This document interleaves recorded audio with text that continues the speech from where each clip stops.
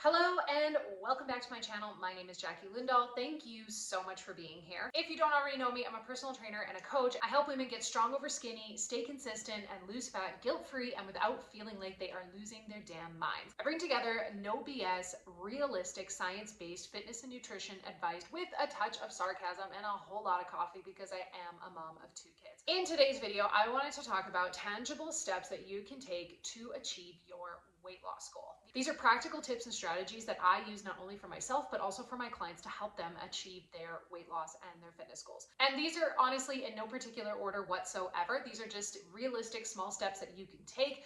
There is going to be a lot of them, but keep in mind that you don't need to attack every single one of these steps all at the same time. My suggestion would be picking 1 or 2 things to work on, implementing it, focusing on that habit for 2 to 4 weeks before introducing another habit. That way, you have that habit solidified and you're not going to completely overwhelm yourself. Step number 1 is to reduce your snacks to 1 or 2 snacks a day and stop snacking after dinner. Now you may be thinking, I need snacks throughout my day. How will I survive without my snacks? But you actually don't need as many snacks as you think you do throughout the day. What I find a lot of times with clients is they don't need to be eating 6 or 7 snacks throughout the day. What they actually need to do is have bigger, more satiating and satisfying meals. Oftentimes I find people who snack a lot throughout the day, and I was just as guilty of this as anybody else, is that they're having these tiny little bird meals of like maybe 200, maybe 300 calories at the most as their meal, but then they are starving about an hour after their meal and having to snack throughout the day every 1 to 2 hours because they're hungry. But of course they're hungry because they're not eating during their actual meals. So a strategy that I implemented with myself and works really well with my clients, if I have somebody who's snacking super frequently throughout the day but eating these tiny meals, is to have them eat bigger, more satisfying meals with a lot of vegetables and protein and carbohydrates so that they actually feel full after their meal, and they'll find that they don't need to snack nearly as often as if they're eating these tiny little meals. This way, you're going to actually feel full in your meals and not having to snack so much. Now, the second half of this that I mentioned is stop snacking after dinner. This is something that a lot of my clients come across. Kids are finally in bed, it's finally quiet, it's 9 p.m., you're sitting down to Netflix and chill, and you've developed a little bit of boredom, maybe you have some emotions from your day, it was a stressful day, and you find yourself searching in the cupboard for a snack. I want to preface this by saying, it's not because you're eating at 9 p.m. that is stalling your weight loss goals. The time of day doesn't really matter. What does matter at the end of the day when it comes to a weight loss goal is hitting your overall daily calories. And lots of times what happens is that after dinner snacking, it's not just a small snack. Often it's a few handfuls, which ends up leading to half a bag of chips, or a couple spoonfuls of ice cream leads into a whole pint of ice cream. These kinds of things can, yes, stall your fat loss goals because it's pushing you out of that calorie deficit. So there's nothing wrong with snacking necessarily after dinner. It's just keeping in mind, what are you snacking on and how much of those snacks are you actually having versus what we think we're having. So this is where even just logging can be really helpful. Some people who have developed a habit of snacking after dinner, even though they're not hungry, stopping eating at a certain time of day or after dinner can be really helpful just to curb that late night snacking and therefore reduce your overall daily calories. Number 2, this is something that I do with a lot of my clients when we first start working together, is do a 7-day food log and then make one small change. So for 7 days, you're going to write down everything that you eat or drink. It doesn't even have to be 7 days. It could be 3 days. It could be a day. It could be just 24 hours. But just the act of just simply writing down every single thing that you eat or drink. And you don't even have to use MyFitnessPal or any kind of tracking app. You could simply just write a note on your phone, pen and paper, something like that, where it's just the act of remembering to write down every single thing that you eat or drink. Then when you're done, take a look at everything that you've eaten and drank over the past few days and think of one change that you can make. Now, generally, when I'm looking at small changes for my clients, I'm not trying to look for things that I want to take away, because often that can lead to a very restrictive mindset. Often when I'm looking at a client's food log and we're looking for changes that we can make, I try to focus on things that we can add to their day rather than restrict. So this is what I call the add-in method, where you're taking a look at, am I eating enough protein? Am I eating enough vegetables? Am I getting enough fiber? Am I drinking enough water? And then trying to think of where you can add those kinds of things in, and really just focusing on one, maybe two small things at the most. Like I said, you don't want to overwhelm yourself with the amount of changes that you're making. You just want to focus on a couple small, sustainable changes that you can implement for the long term. So oftentimes when I'm taking a look at a client's food log and we're thinking of things that we can change, oftentimes it is something like, okay, we're going to add protein to every single meal and snack, or we're going to add a fruit or a vegetable serving at least the size of your fist for every meal and snack. And just those little things where you're adding in and making small changes can be really helpful for long-term change. This is something that you can just continuously implement, where you just do a food log here and there throughout your journey. Maybe it's a day, maybe it's a week, whatever it is. And then you just reevaluate, make a small change, implement that change for 2 to 4 weeks, rinse and repeat until you feel satisfied with the changes that you have made. Number 3 is prioritizing whole foods. Now, I want to preface this by saying I'm not demonizing processed foods or saying that processed foods cannot be a part of a healthy diet. I will also preface this by saying all foods are processed in some way, shape, or form. Even fresh vegetables are processed in that they are picked, they are cleaned, they are packages. That's all a process. And there may be some foods, for example, like yogurt or cottage cheese, that are more highly processed foods, but are still great to include in a healthy diet. So it's not so much that I'm trying to demonize ultra-processed foods, but what we find with ultra-processed foods, such as like cookies, chips, those types of foods, is that they are really, really tasty. And I'm not going to deny that. They're very, very tasty, but they're really easy to overeat. Whereas more whole, minimally processed foods such as protein, fruits, vegetables, dairy, eggs, all those kinds of things, more complex carbohydrates, those types of foods are harder to overeat. Not saying that you can't overeat them, but generally when we're focusing the majority of our diet on those more whole, minimally processed foods, they are harder to overeat in comparison to the more ultra-processed foods. And including those in your diet, more of those in your diet, not only help you feel more full and satisfied with your meals, but you're also going to get more fiber, more vitamins, nutrients, and the overall quality of nutrition that you're going to be getting is significantly higher versus a diet that's mostly based with highly processed foods. Number 4, this is a hot topic nowadays that a lot of people are talking about, but reduce alcohol consumption. I've done podcasts on alcohol and my own relationship with alcohol and can alcohol affect your weight loss goals. Let's be frank about it though. Alcohol is not good for you. It is considered a class 1 carcinogen and it is considered a poison. Now, that being said, can people live a long, very happy, healthy life while consuming alcohol in moderation? Absolutely. And there's nothing wrong with that.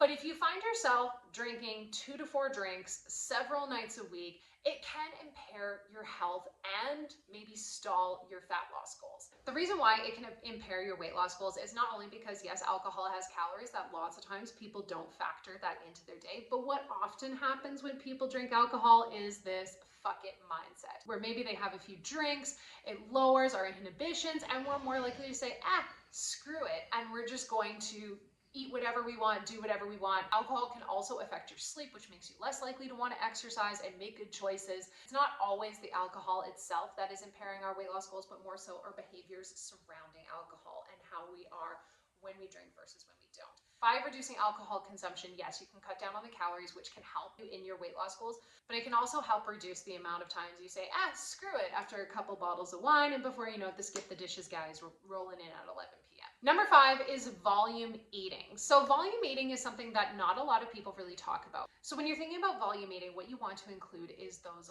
low calorie but really filling foods, so such as leafy greens, lots of vegetables, fruits, berries are amazing as well. Basically these types of foods that are going to be low calorie, but you can eat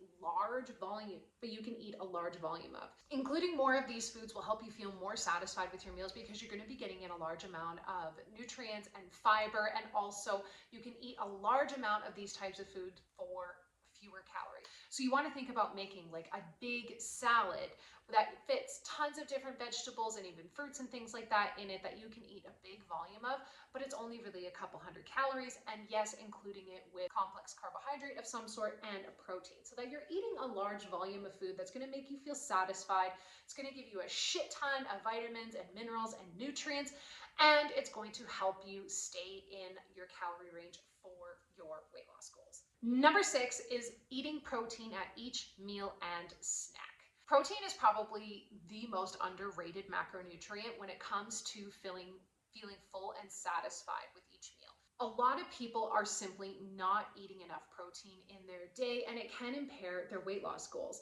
It does many different things, like helps keep you full and satisfied between meals, helps build, repair, and maintain muscle mass while you're in a calorie deficit. And that's especially important when you are in a calorie deficit wanting to lose weight, so that your body will actually burn the extra body fat that it has and not waste your muscle mass. This is also the reason why strength training is so important, which I'll talk about later on. In a weight loss phase, you want to try to aim for at least 0.7 to 1 gram per pound of lean body weight or your goal weight. Now, oftentimes people will calculate that goal and they'll be like, holy cow, that's literally double the amount of protein that I'm eating right now.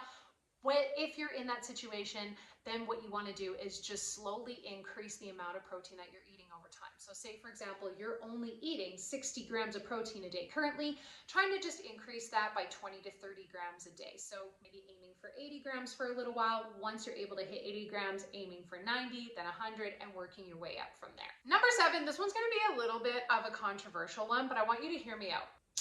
Swap your regular Coke for a Diet Coke or a Coke Zero.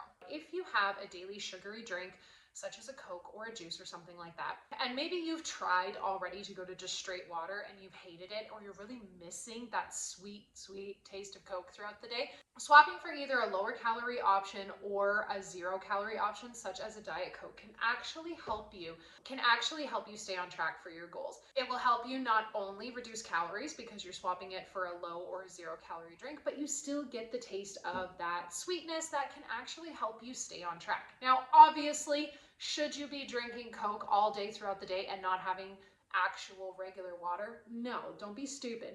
We want to still include water throughout our day.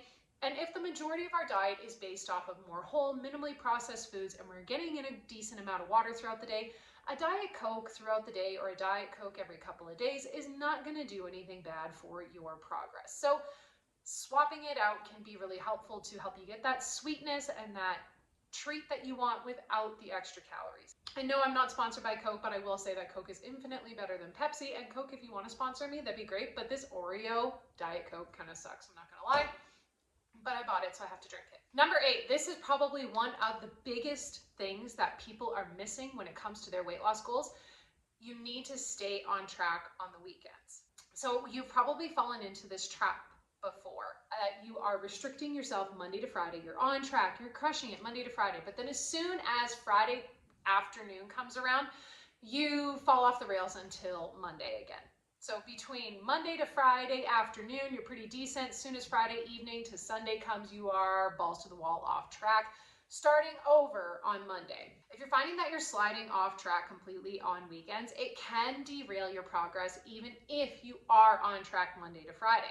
Now, this doesn't mean that you can't enjoy your weekends or that you must be in a calorie deficit all the time every single day. I don't want you to think that.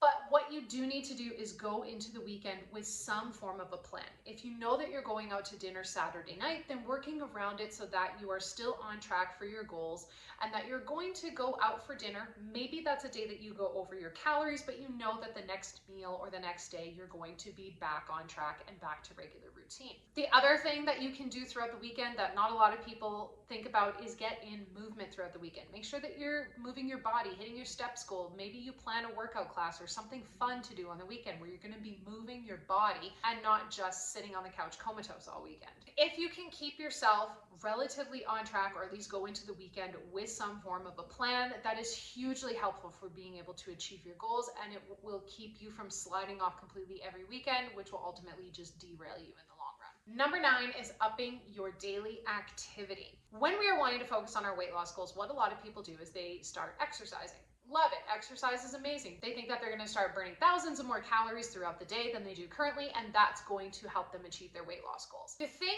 is, contrary to what you think, exercise actually doesn't burn as many calories throughout the day as you think. What actually burns a lot of calories throughout the day is not exercise, it's our non-exercise activity. So that's like our daily steps, walking around, doing chores, chasing after the kids. Those daily activities that we do that we don't even think about are the ones that accumulate the most calorie burn throughout the day. This is not me saying that exercise is bad or you shouldn't exercise. Absolutely, please exercise and add in exercise for just overall health, not even really for your weight loss goals. But if you're wanting to achieve a weight loss goal specifically, one of the best things that you can do is up your daily steps. So focusing on a step goal of some sort. Now, I'm not really one for throwing hard and fast numbers out at people when it comes to daily steps, but one thing that you can do is just keep track of what you currently do throughout the day. If you have a watch that tracks your steps, that's amazing. And you can see what you're currently doing and then try to increase the amount of steps that you're already. So if you're only getting 2,500 steps a day right now, maybe you can try to get 4. And then after you get 4 and you've included that habit for a while, try to get 6, etc.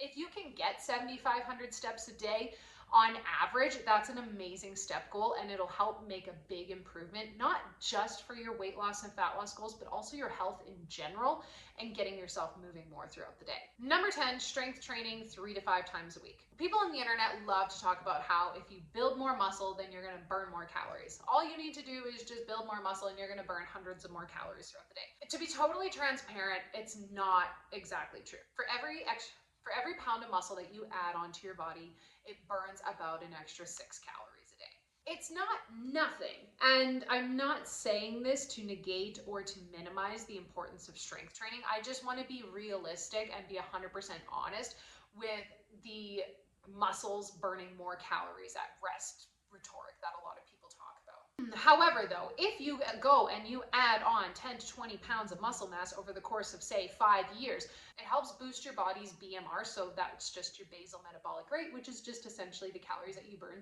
doing sweet fuck all and just existing.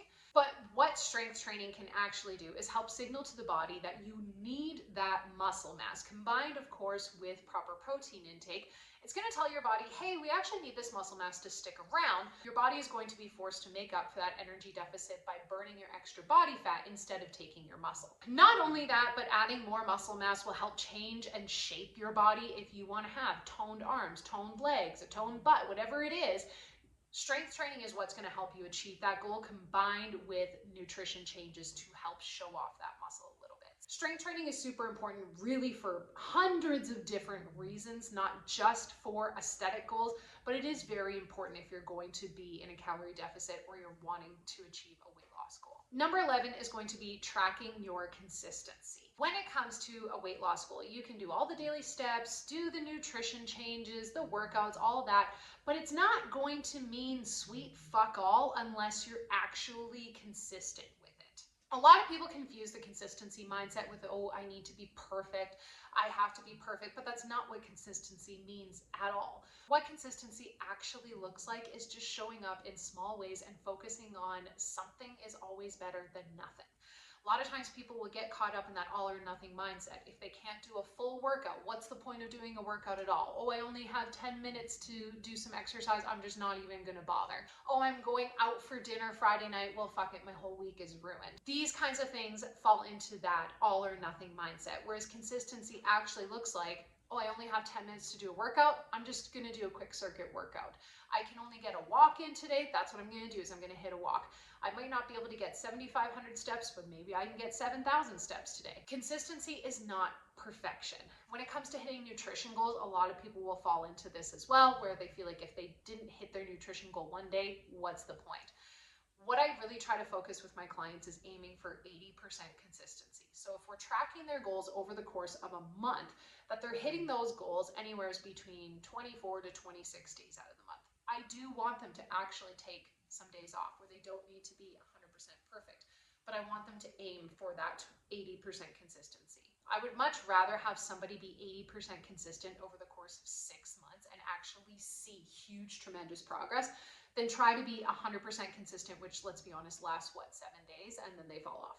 Number 12, and you might be surprised that it's taken me this long to talk about it, but track calories or macros if you want. Calorie tracking for weight loss has been demonized by a lot of people in the industry. And it's one of those things that it's not a black or white issue. There's a lot of gray area to it. For some people, tracking is not the best approach for them. They've either done it in the past and became very obsessive, or they're just simply not ready for a step like that. And they need to focus on their relationship with foods and habits and things like that instead of tracking. And some people get worried about calorie and calorie tracking, thinking that it's obsessive. The way that I like to think of it and the way that I explain it to my clients is I like to think of it as like budgeting. If you are constantly unable to meet your financial goals, or you have too much month at the end of your money, oftentimes we need to take a look at where are you spending your money and what's going on, and do we need to make some changes to your budget. I think of calorie tracking the exact same way. If you're not achieving the goals that you want to achieve and you don't understand what's going on, then maybe we need to sit down and evaluate what are you actually eating and where we can maybe make some changes. One thing that I usually stress with my clients when it comes to calorie tracking is you want to try to eat as many calories as possible while still seeing results. So the goal is not to eat 1,200 calories or 1,000 calories and starve yourself. The goal is to eat as many calories for you and for your goals where you're still seeing progress, but at the same time, you're not starving. It's not something that every single person needs to do. It doesn't mean that calories don't matter. They absolutely do matter when it comes to weight loss. However, not every single person needs to track calories or should track calories for that matter. It's a very nuanced topic. Number 13, and the last one, is use multiple measures of progress. The biggest mistake that I see people make when it comes to their weight loss goals is they get so caught up and married to that number on the scale. If the scale goes up, it ruins their day. They feel like they've lost all progress, and they feel like, what is even the point? And it's going to actually frustrate them and derail them. This is something that I stress with all my clients, is that if you want to weigh yourself on the scale, that's great, that's fine. But use other measures of progress in conjunction with the scale. And I also love to really focus with clients on non-scale things. So things like your consistency with your workouts, your strength gains, your stamina, your energy, your mood, your sex drive, your relationship with food. All of these things and more can be used that are not related to the scale or your body size whatsoever. And these are important things that I like to track with my clients regardless of what their goals are, whether they have weight loss goals or not. Those kinds of things are really helpful just to see progress in your journey and show how consistent you've been over time. If you are focusing on a weight loss goal and you want to weigh yourself on the scale, or you know that the scale isn't for you, then using things like how your clothes fit, body measurements, and progress photos can also be really helpful in conjunction with the scale if you want to get a whole picture of what's actually going on, so that you get a better idea of your progress. Because sometimes the scale doesn't change as quickly or as much as people want it to, but they're still seeing changes in their progress photos, changes in their measurements. At the end of the day, if you're seeing changes in your progress photos, your measurements, you're crushing your workouts, your energy's better, your stamina's better, you're lifting heavier, you're getting stronger, you're feeling great, who the flying fuck cares about what the scale says after that? It doesn't matter what the scale says if you're making progress in all of these other areas. And maybe the scale doesn't move as much as you want. Who cares? It's not that big of a deal because you're doing incredible in all of these other areas. I hope that these tips are helpful. Again, what I would do if you are approaching your weight loss and fitness goals and you're taking a look at these 13 steps that I just laid out for you is pick one or two of these things. One or two things, focus on those, implement them for 2 to 4 weeks, reevaluate, and then add in 1 or 2 more changes and focus on that over time. Rather than going and changing everything and feeling overwhelmed, like you're not going to be able to keep up, just focus on a couple things at a time and stay consistent with them. Thank you so much for watching. If you don't already, be sure to head over to Instagram and follow me there. I also have a ladies only Facebook group. If you would like to join, the link will be in the description below. If you haven't already, be sure to subscribe. And again, thank you so much for watching, and I will see you next time.